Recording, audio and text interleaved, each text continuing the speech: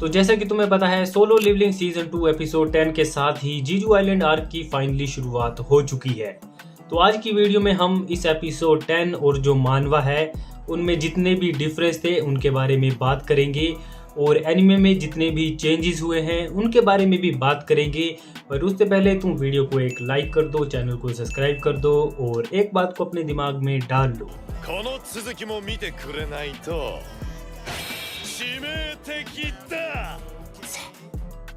तो एपिसोड की शुरुआत में ही जब कोरियन हंटर और जापानीज हंटर एक दूसरे से फाइट कर रहे होते हैं तो जो चेयरमैन है वो ये बोलता है कि ये जो जिम्नेजियम है जिसमें ये फाइट कर रहे हैं उसको स्ट्रोंगेस्ट माना क्रिस्टल से रीइंफोर्स्ड किया गया है ताकि इसे कोई भी डैमेज ना हो। पर मानवा में हमें ये भी बताया जाता है कि जो एवरेज हंटर होते हैं वो इस जिम्नेजियम में एक डेंट भी नहीं डाल सकते और दूसरी तरफ जो एस रैंक हंटर हैं वो इसको डिस्ट्रॉय कर रहे हैं। तो इससे ये पता लगता है कि एस रैंक हंटर कितने ज़्यादा स्ट्रोंग हैं। और इसके बाद जो चेयरमैन है उनका मानवा में एक और सीन है जिसमें वो ये बोलते हैं कि वो भी फाइट को ज्वाइन करना चाहते हैं, ये जो जीजू आइलैंड वाली रेड है, क्योंकि उन्हें फाइट का एक्सपीरियंस लेना है। पर अनफॉर्चुनेटली वो ऐसा नहीं कर सकते। इसके बाद जब चाहियन और इस जापानीज हंटर की फाइट हो रही होती है तो ये चाहियन को एक डांसर निकनेम से बुलाती है।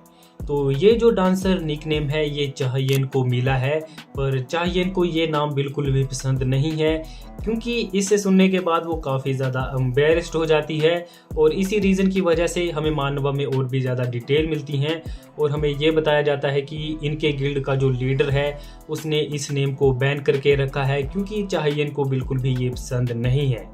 अगर मुझे लगता है कि जिनवू चाहियन को डांसर निकनेम से बुलाए तो उसे कोई फर्क नहीं पड़ेगा। और इसके बाद हमें ये जो कुमामोटो हंटर दिखाया था जो कि यहाँ वहाँ भाग रहा था, तो मानवा में हमें ये बताया जाता है कि ये बहुत ही ज़्यादा स्ट्रोंग है और ये अकेले बी रैंक डंजन को क्लियर कर सकता है। और इसके बाद जब हमें एनीमे में बेक वाला सीन दिखाया जाता है तो हमें बताया जाता है कि वो ऑल आउट चला गया है, पर मानवा में हमें ये बताया जाता है कि वो फुल्ली ट्रांसफॉर्म नहीं हुआ है, इसके अलावा भी वो काफ़ी ज़्यादा स्ट्रोंग है। और इसके अलावा ये मानवा में ये भी बोलता है कि जो जापानीज हंटर हैं वो इनसे काफ़ी ज़्यादा स्ट्रोंग है। और इसके बाद ग्योतो और जो जिनवू वाली फाइट थी उसमें भी काफ़ी ज़्यादा चेंजेस थे।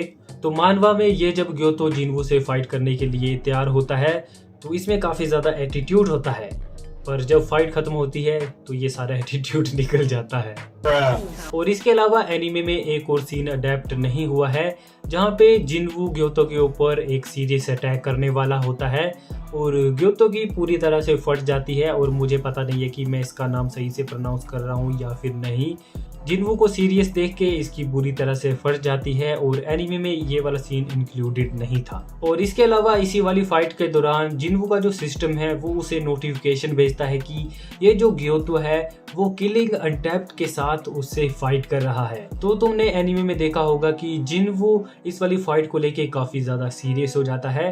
तो वो सीरियस इसलिए होता है क्योंकि वो नहीं चाहता है कि जो सिस्टम है वो ग्योतो को मारने की क्वेस्ट दे दे। तो वो इस फाइट को जल्दी से जल्दी ख़त्म करना चाहता था क्योंकि जिनवू को पता है कि कोई भी अगर उसके ऊपर किलिंग अटेम्प्ट के साथ अटैक करेगा तो थोड़ी ही देर में उसका जो सिस्टम है वो उसे बचाने के लिए किसी भी हद तक जा सकता है। और इस फाइट के एंड होने के बाद ये जो मैड योंग था, अब मुझे नहीं पता इसका नाम यही था या फिर नहीं, पर ये जिनवू को अपने क्लैन में रिक्रूट करने के लिए उसे रिक्वेस्ट करता है बट जिनवू मना कर देता है। तो इसके बाद हमें जो एनीमे में जिनवू और उसकी फैमिली का डिनर वाला सीन दिखाया था तो मानवा में वो बहुत ज़्यादा डिफरेंट था क्योंकि मानवा में वो एक क्लीनिंग वाला सीन था और उस वाले सीन में काफ़ी ज़्यादा फनी मोमेंट भी थे, पर एनीमे में उसे अडेप्ट नहीं किया गया। और इसके अलावा हमें मानवा में ये भी दिखाया जाता है कि जिनवू इस घर को छोड़ के कहीं और जाना चाहता है, पर उसकी जो मोम है वो ऐसा नहीं करना चाहती और वो जिनवू के फादर से रिलेटेड भी क्वेश्चन पूछती है और उसे लगता है कि हो सकता है उसका जो फादर है उनको ढूंढते हुए इसी वाले घर में आए, तो उसकी मोम इस घर को नहीं छोड़ना चाहती है। और इसके बाद मानवा में हमें जिनहू वाला सीन दिखाया जाता है जिसमें वो जिनवू को अपना न्यू ऑफिस दिखा रहा होता है और तभी जिनवू को कुछ सेंस होता है कि उसका जो घर है उसके पास ही कोई बंदा किसी लड़की को ऐसे ही तंग कर रहा होता है। तो जिनवू अपनी शैडो से अपने आप को चेंज करता है और वहाँ पे पहुँचकर उसे डराता है और लड़की को बचाता है। और इसके अलावा जब सभी लोग जीजू आइलैंड पे रेड की तैयारी कर रहे होते हैं तो उस वाले सीन में भी थोड़े बहुत चेंजेस थे, मुझे नहीं लगता वो ज़्यादा इम्पोर्टेंट थे। और इसके अलावा भी जो एंड में फ़ाइट हुई हैं उसमें थोड़े बहुत चेंजेस थे, मतलब फ़ाइट करने का तरीका थोड़ा सा डिफरेंट था, बट सब कुछ बाकी सेम ही था। अब देखते हैं कि आगे के 2 एपिसोड में हमें क्या देखने के लिए मिलता है। और आप कमेंट सेक्शन में बताना कि आपको ये एपिसोड 10 कैसा लगा। और इसके अलावा अगर मैंने मानवा से कोई और चीज़ मिस कर दी हो जो कि एनिमे में अडेप्ट नहीं हुई हो तो मुझे कमेंट सेक्शन में ज़रूर बताना। तब तक के लिए आपको मिलता हूँ मैं किसी और ऐसी वीडियो के साथ। मेरे चैनल पे तुम्हें और भी काफ़ी सारी वीडियो देखने के लिए मिल जाएंगी, उनको भी चेकआउट कर लेना। तब तक के लिए बाय बाय।